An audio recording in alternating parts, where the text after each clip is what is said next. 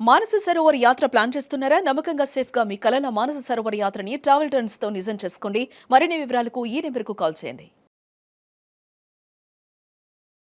నమస్తే రమగారు. నమస్తే రమగారు, మనము విజయ్ విక్రముల కథ ఒకటి సిరీస్ చెప్పుకుంటున్నాం. భలే ఇంట్రెస్టింగ్ ఉందండి. చాలా చాలా బాగుంది. బోల్డని మలుపులు ఉన్నాయి. అవునవును. విక్రముణ్ణి ఒక షావుకారికి బలి ఇవ్వడానికి 1,00,000 రూపాయలకు అమ్మేశాడు తోటమాలి. అమ్మేస్తే వాళ్ళేం చేశారు, పిల్లాడిని దగ్గర తీసి మాట్లాడి మా ఇది ఆగిపోయింది, మేము వచ్చిన విమానం ఆగిపోయింది, అందుచేత నిన్ను బలి ఇవ్వడానికి కొన్నామని చెప్పేశారు. కలివిడ్లు అబ్బోదిబ్బమ్మని లబలబలాడి, నన్ను బలి ఇవ్వద్దు, మీ విమానాన్ని నేను బాగు చేసి పెడతా, బలిస్తే అయిపోదు, విమానాలు యంత్రాలు అవి రిపేర్ చేయాలి, నేను ప్రయత్నం చేస్తానని శ్రద్ధగా దాని ఏర్పాటంతా చూసి కొన్ని మీటర్ల కిందకి పైకి తిప్పి కాస్త రిపేర్ చేసేసరికల్లా అది కదలటం మొదలుపెట్టింది.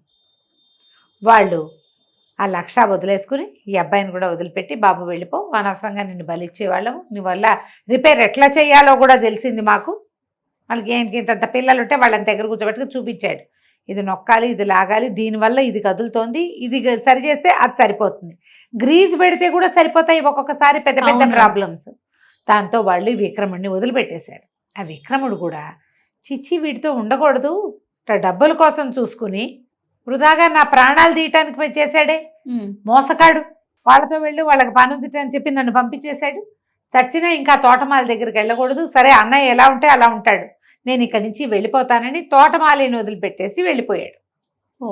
ఇంతలో అక్కడ ఏం జరిగిందంటే, రాజభవనంలో ఈ రాజకుమార్తె విద్యావతి తను పెళ్లి చేసుకుంది కదా విజయ్ని, ఈ అమ్మాయి ఏమిటి భద్రగజం ఎవరికి దండేస్తే వాళ్ళకి పెళ్లి చేసుకుంటానని కొట్టేసింది. ఆ గుంపు చాలా మంది వచ్చారు రాజకుమారులు. వచ్చిన వాళ్ళలో మధుకరుడు అనే ఒక రాజకుమారుడు, వాడు హర్ట్ అయ్యాడు కదా, అతను ఏం చేశాడంటే తన రాజ్యంలో చాటింపు వేసేట, ఎవరైతే విద్యావతిని నాకు తెచ్చప్ప చెప్తారో వాళ్ళకి అర్ధరాజ్యం ఇస్తాను. ఏది పెళ్ళైన పిల్లని రాజ్యంలో సగం మందికి నచ్చల ఆ మాట, వివాహితం తెచ్చుకోవటమే కర్మ, 3-4 ఆడపిల్లలు వస్తారు శుభ్రంగా, మేమంటే మేమని ఒకేసారి వస్తారు కూడా, ఒక్కింటో ఇంచే 4 పిల్లల్ని పెళ్ళైనా చేసుకోవచ్చు, వివాహిత పైగా ఏదో ఒక ప్రతిజ్ఞ పెట్టుకుని పెళ్లి చేసుకున్న పిల్లని తెచ్చుకోవటం ఏంటని జనాలు ఎవరికి నచ్చల ఆ ప్రకటన. కానీ ఒక ముసలమ్మ తన మనవడికి అర్ధరాజ్యం కావాలని నేను వెళ్ళి సాధించుకొస్తానని వీళ్ళ రాజ్యానికి వచ్చింది. హేమపురం ఆ రాజ్యం పేరు, ఆ విద్యావతి ఉన్న రాజ్యం. ఈ ముసలమ్మ వచ్చి ఇక్కడ వీళ్ళతో పాటు ఉండి, విజయుడు విద్యావతి వాళ్ళతో పాటే ఉండి చాలా నమ్మించింది, మంచి మాటలు చెప్పి చక్కగా అలంకారం చేసి మంచిగా భార్యాభర్తలు ఇద్దరు కలిసి ఉన్నప్పుడల్లా సరదాగా కబుర్లు చెప్తూ బాగా అలవర్చి వాడికి ఏమిటి ఎలాగైనా విజయుడిని సంహరించి ఈ పిల్లని విద్యావతిని తీసుకెళ్ళాలి. ఆవిడ తనతో పాటు గాలిలో ఎగిరే ఒక మంచాన్ని, యంత్రంతో ఎగిరేదాన్ని, చిన్న సైజు విమానం లాంటి దాన్ని తెచ్చి రాజభవనంలో ఓ పక్కన రహస్యంగా పెట్టింది. రోజువారీ పాలు పట్టుకొచ్చి ఇచ్చేది ముసలమ్మ, అందులో ఏలకులని కర్పూరని రుచికరమైన పదార్థాలు వేసేది. అట్లా ఇప్పుడు రోజువారీ ముసలమ్మ తెచ్చే పాలు తాగటానికి అలవాటు పడిన విజయుడు ఒకనాటి రాత్రి ఆమె తెచ్చిన విష పాలు తాగి మరణించాడు. లబో దిబో అక్కడి నుంచి అంత్యక్రియలు చేసేసారు. అయ్యో. చేసేసాక ఈ విద్యావతి విపరీతంగా ఏడుస్తుంటే ఈవిడ ఆ అమ్మాయిని ఏం చేసింది, ఇట జనం ఆచరించి వీళ్ళందరిలో ఉంటే నువ్వు ఇటాగే ఉంటావు, రా అని అంతఃపురం ఓ పక్కకి తీసుకెళ్ళి తను ఏ మంచాన్ని అయితే తన యంత్ర సహాయంతో ఎగిరేదాన్ని తెచ్చిందో ఆ మంచం మీద కూర్చోబెట్టింది. ఆ పిల్ల ఏడుస్తూ మెల్లిగా జారబడింది. కొద్దిగా చీకటి పడేసరికి ఈ ముసలమ్మ ఏం చేసింది, దాన్ని మేటలన్నీ తిప్పి తలుపులు తెరిచేసరికి ఇది మంచం ఎగరటం మొదలుపెట్టింది. ఈ పిల్ల బాగా ఏడుస్తూ ఉంది, ఏడ్చి మెల్లిగా జారబడి మాగన్నుగా నిద్రపెట్టింది. ఆ మంచం ఏమో ఆకాశంలో ఎగిరిపోతుంటే ముందుకు వెళ్ళాక అంత దూరం వెళ్ళేసరికి చల్లని గాలి, పువ్వుల వాసన తగిలేసరికి ఈ పిల్ల తెల్లబోయింది, నిద్ర పట్టింది. సడన్గా చలేస్తే మనకు మెలకు రాదు, పిల్లలు లేచి చూసుకుంటే ఇంకేముంది, మంచం మీద పైన వెళ్తోంది. తను మంచం మీద పైన వెళ్తుంది, మంచం మీదే ముసలిది కూడా కూర్చుని ఉంది. క్షణం అయ్యేసరికి అమ్మాయికి అర్థమైంది, అటు ఇటు చూస్తే తను ఎటువైపు వెళ్తుంది, రాజ్యం నుంచి బయటికి వెళ్ళిపోతున్నట్టు తెలుస్తోంది. ఇప్పుడు అటు ఇటు చూసుకుని భర్తని ఇదే ఏదో చేసేసింది ముసలిది, ఇది ఏదో దొంగయత్నంతో నా దగ్గరికి వచ్చిందని ఏం చేసింది, దభేల్మని మంచం మించి కిందకి దూకేసింది. దూకటం కింద ఏదో నదిలో పడిపోయింది. ముసలిది హాహాకారాలు చేసింది కానీ తను దూకలేదు, పట్టుకోలేదు. ఏం చేస్తుంది, ఆ మంచంతో ఎగురుకుంటూ ఆ మధుకరుడి రాజ్యానికి వెళ్ళిపోయింది.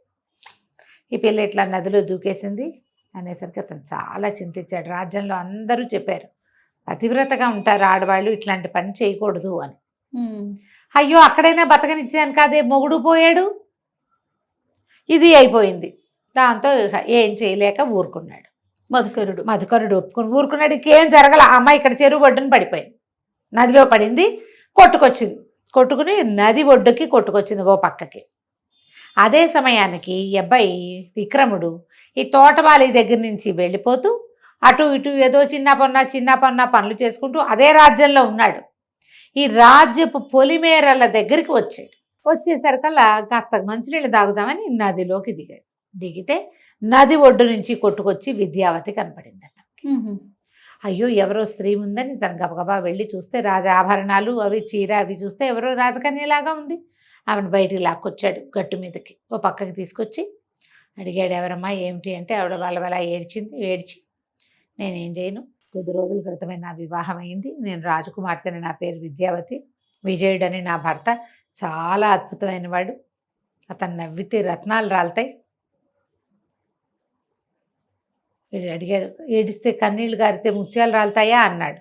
తెలీదు, నవ్వుతాడు, నవ్వితే రత్నాలు రాలుతాయి, నాన్నేమో ఇట్లా అతను కాస్త చనిపోయాడు, ఎంత అద్భుతమైన వాడు అనేసరికి కుర్రాడు ఏడవటం మొదలుపెట్టాడు. చనిపోయాడు అనగానే అన్నయ్య చచ్చిపోయాడు అని అర్థమైందా, ఇక ఏడవటం మొదలుపెట్టాడు. వీడు ఏడుస్తుంటే కళ్ళలోంచి ముత్యాలు రాలుతుంటే అమ్మాయి నిర్ఘాంతపోయి చూస్తోంది. ఏడిస్తే నీళ్ళు ముత్యాలు రాలుతాయి కదా. అదంతా చెప్పి మెల్లిగా అమ్మాయి కళ్ళు మూతలు పడిపోయింది, చచ్చిపోయేసరికల్ ఈ అబ్బాయి బోళ్ళంతా దుఃఖించి అయ్యో అన్నయ్య నేను కలిసి వచ్చాను, రాజు అవుతాడు అనుకుని పిట్ట మాంసం అన్నయ్యకే పెట్టాను, అయ్యో చచ్చిపోయాడు, ఆ వదిన కూడా ఇక్కడ పోయింది, ఇప్పుడు నేనేం చేయను, నాకు ఏది దిక్కు, అన్నయ్య ఏ నాటికైనా నాకు కనపడతాడని కదా నేను ఆ రాజ్యంలో ఉన్నాను. సరే ఒక ఎత్తైన చెట్టెక్కాడు, ఎక్కి ఊరిపోసుకుందాం అనుకున్నాడు, చచ్చిపోతా నేను కూడా అని చెట్టెక్కాడు.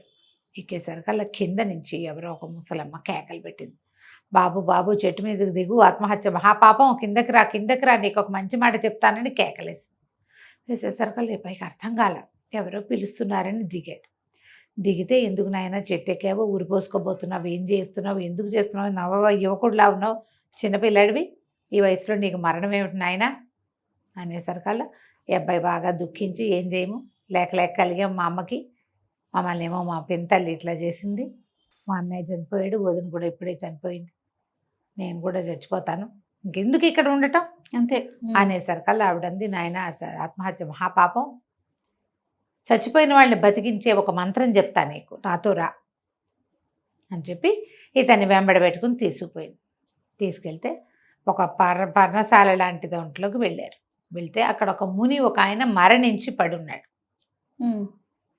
ఈవిడ బలబల ఏడుస్తూ, ఈయన నా భర్తే నాయన, నేను కూడా రేపు ఈయన్ని అనుసరిస్తాను, అయితే నా భర్తకి అంత్యక్రియలు చేసి రేపు నాకు కూడా అంత్యక్రియలు చేసేవాడికి ఒక మహత్తరమైన వరం ఇవ్వాలని కోరుకుంటున్నాను నేను, నువ్వు దొరికావు నాకు సమయానికి, నా భర్త సామాన్యంగా కనపడుతున్నాడు కానీ సామాన్యుడు కాదు, ఇతని ఎడం చేతి చిటికెన వేలికి ఒక మహత్తరమైన శక్తి ఉంది, ఆ చిటికెన వేలు కోసి దాంట్లోంచి ఒక్క చుక్క రక్తం వేస్తే ఒక్క ఎముక మిగులున్న శరీరమైన జీవంతో బతికొస్తుంది. ఓహో, మేము కూడా ఇప్పుడు రేపొద్దు ఇవాళ మరణిస్తే రేపు ఇతని రక్తంతో ఇతన్ని బతికించవచ్చు, నేను మళ్ళీ నేను చచ్చిపోతే తన రక్తంతో నన్ను బతికిస్తాడు కూడా. మేము ఎన్నో వందల సంవత్సరాలుగా తపస్సులు చేసుకుంటూ ఉన్నాం, ఇక జీవతీర్చ లేదు మాకు, అందుకని ఈ అద్భుతమైన వరాన్ని ఎవరైనా మంచివాడికి ఇచ్చి వాడితోటి మా అంత్యక్రియలు చేయించుకోవాలని మా కోరిక అని చెప్పి నువ్వేం చేస్తావంటే ఒక చాకు తీసుకొని ఒక కత్తి ఇచ్చింది, ఇతను చిటికెన వేలు కోసే, తర్వాత నీ చిటికెన వేలు కోసేసుకో, నీ చిటికెన వేలుని అతనికి అమర్చు, ఆ చిటికెన వేలుని నీ వేలుకి పెట్టుకో, తర్వాత నీకు చెప్తాను విషయం అంది. కుర్రాడు బాగా ఆలోచించి ఆ చనిపోయి పడి ఉన్న ముని గారి ఎడం చేతి చిటికన వేలు నరికేశాడు మొదట. అది తీసుకున్నాడు. తర్వాత తన వేలు కట్ చేసినాడు. నెత్తురు కారిపోతుంది. పై ప్రాణాలు పైన పోతుంది. రాజకుమారుడు అవటంతో కొంచెం మోయగలడు అనమాట నెప్పిని. ఇవి తీసి ఆయన వేలికి కరెక్ట్గా ఎక్కడి నుంచి తీసాడో అక్కడ పెట్టాడు. తర్వాత ఆయన వేలిని నీ వేలు మీద పెట్టుకొని ఆయన అని ఏం చేసింది, కత్తితో పాటు ఒక వేరు ఇచ్చింది. ఆ వేరుతోటి ఇట్లా రాసి ఇలా చుట్టేసరికల్లా ఆ ముని తాలూకు వేలు వీడి దగ్గర అతుక్కుపోయింది. ఓ, దీనికి ఒక్క బొట్టు ఇట్లా సూది పెట్టి గుచ్చి ఒక డ్రాప్ వేస్తే చచ్చిపోయిన వాళ్ళు బతుకుతారు. బాగుందిగా.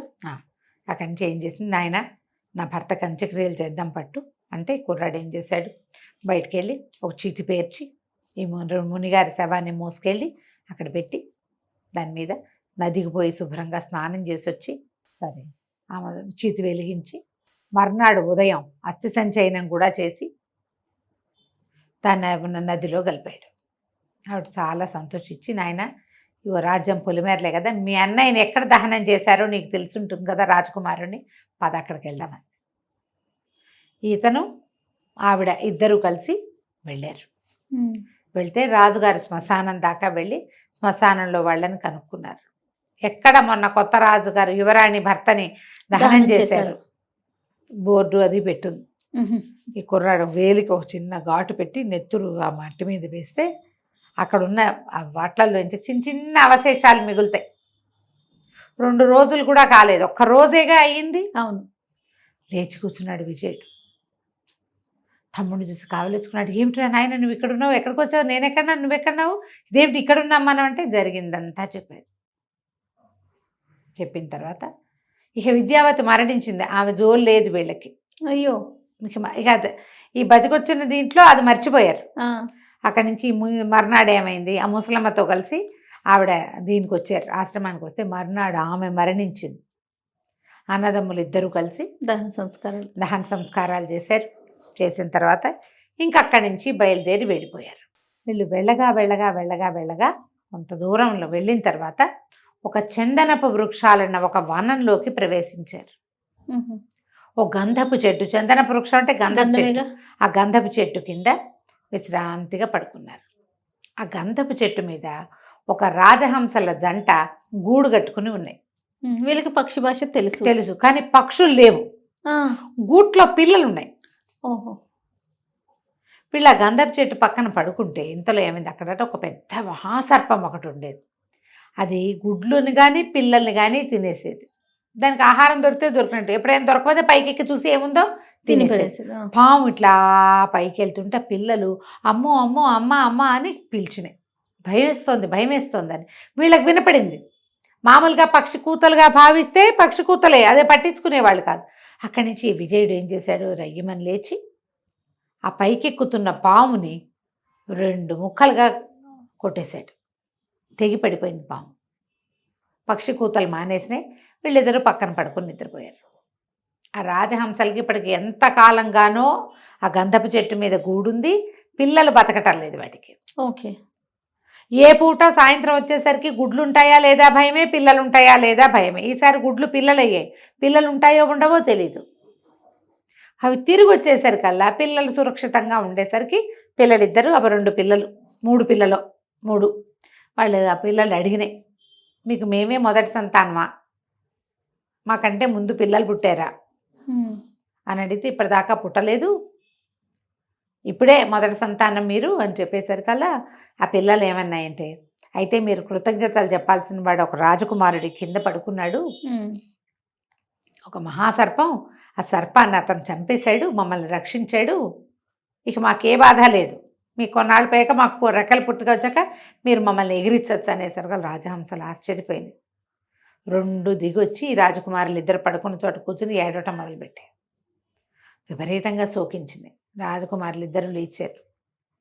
లేస్తే వాళ్ళు అన్నారు, మేమేం చేయలేదు మిమ్మల్ని, మేము మీ జోలికి కూడా రాలా, ఊరికే పడుకున్నాం, రేపు లేచి వెళ్ళిపోతాం, నేను చేసిన పొరపాటల్లో ఒక రాజసర్పం పైకి చెట్టెక్కుతుంటే దాన్ని కొట్టేశాను, గంధపు చెట్టుకి దెబ్బ తగిలిందా, మీకు ఏమైనా ఇబ్బంది అయిందంటే అవి 2 తెగేడిచి, నాయన ఇప్పటికి ఎంతకాలంగానో పిల్లలు దక్కలేదు మాకు, మా పిల్లల్ని దక్కించిన మహానుభావుడివి, నీకు ఏ సహాయమైనా చేయగలుగుతాం మేము, ఓకే, నీకు ఏది కావాలంటే అది చేస్తాము అని చెప్పి కావలిచ్చుకున్నాయి.